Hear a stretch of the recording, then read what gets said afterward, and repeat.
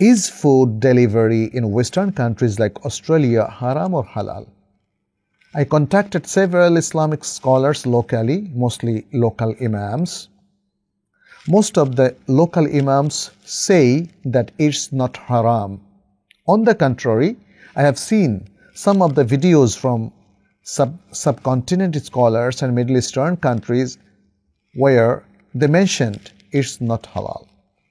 Could you please explain to me whether it's halal or not considering the local environment here in Australia? Thanks for your time and support.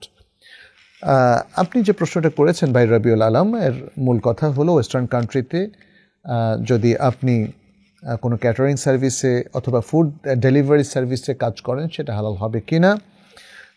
আপনাদের সেখানকার local স্কলাররা বা ইমামরা বলছে এটা হালাল, but আমাদের বাংলাদেশি কিংবা মিডল ইস্টার্ন স্কলাররা বলছেন এটা হালাল নয়। এখন আপনার জন্য কোনটা করণীয়, এটাকে হালাল নাকি হারাম হবে, এই উত্তরটা আপনি প্রত্যাশা করছেন। ভাই রবিউল আলম, অস্ট্রেলিয়ান ক্যাটারিং সার্ভিসের ম্যাক্সিমামই তো নট হালাল, এটা আমরা বুঝি। কারণ তাদের মানে যে সমস্ত খাবার দাবার তারা খায় এগুলো আমাদের ইসলামিক নিয়ম অনুযায়ী হালাল না। যেমন চিকেন কিংবা মাটন কিংবা কাউ, এগুলো কোনোটাই তারা শরিয়া পন্থায় জবেহ করে না। এটা হলো কমন সিনারিওর কথা বলছি। বাট সেখানে তো কোনো হালাল ফুডের দোকান আছে। আমি আমাদের একজন প্রফেসরের কাছে শুনেছি, আমি অস্ট্রেলিয়া যাইনি, শুনেছি সেখানে একটা বড় রেস্টুরেন্টে, সম্ভবত সেই রেস্টুরেন্টে মুসলিমরা যায়, অস্ট্রেলিয়ান গ্র্যান্ড মুফতি তার পক্ষ থেকে একটা ফাতোয়া তারা নিয়েছে, মানে মুফতি ফাতোয়া দিয়েছেন অবশ্যই ইনভেস্টিগেট করে সব কিছু জেনে, বলেছেন হিয়ার ফুড ইজ হালাল। তাহলে এরকম একটা রেস্টুরেন্টে আপনি কাজ করতে পারেন যেখানে হালাল ফুড অথরিটি বলছে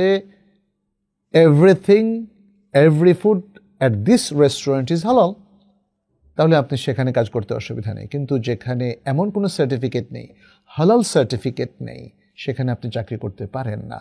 সেখানে শুকর খাওয়ানো হয়, শুকর ভাজি করা হয়, সেখানে ওয়াইন পরিবেশন করা হয়, ইত্যাদি আরও নানা ধরনের শরিয়া লঙ্ঘন আছে। অতএব আপনি এই মূলনীতিটা জেনে রাখুন।